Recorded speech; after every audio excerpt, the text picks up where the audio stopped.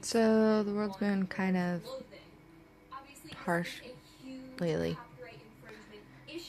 and sometimes I get really depressed about it, right? Which also makes me feel selfish because, like, the horrible things aren't happening to me, you know?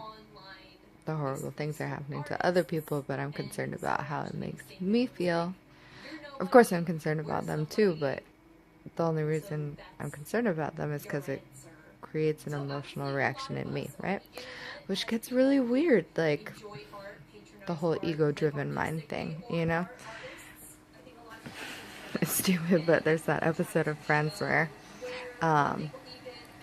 Phoebe's trying to do something that's not selfish, and she's being told that there's no such thing as an act that is completely selfless. And I think that's true, right? Because every good thing you do is going to make you feel good to some degree, right? Accomplished or whatever. And it's been this weird thing for me this last couple of days. Like, I consider myself pretty self-aware, and my goal is to be better every day than I was the day before, because I know the kind of person that I want to be and the influence that I want to be in people's lives, you know? And, you know,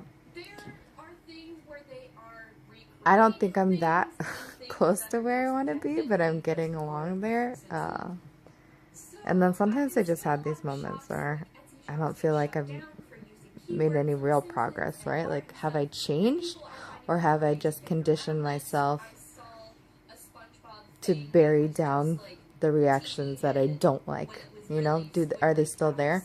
Because every now and then, you know, I will react the way that I would have reacted normally in the past, and it makes me question how much I actually have changed. I think I do. I think I have changed, right? Like, your actions, the consistency of your actions are what's important. You know, everybody messes up sometimes, and they'll do something stupid and mean, you know.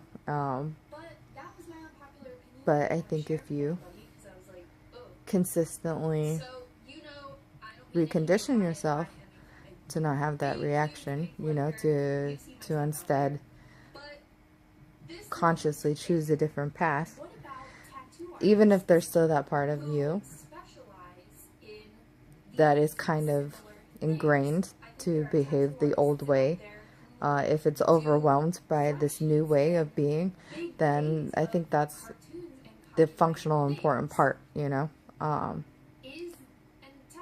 We like to think of ourselves as like two different people, our real self and then the self that's hiding the real self, which is really just a straight rip off of Alan Watts. You know, he talks about the divine and the ego, and I'm sure that's a rip off of somebody else, but the divine can never be found, he says. The divine moves away from you with every step that you take towards it, which, you know, enlightenment is always eluding you.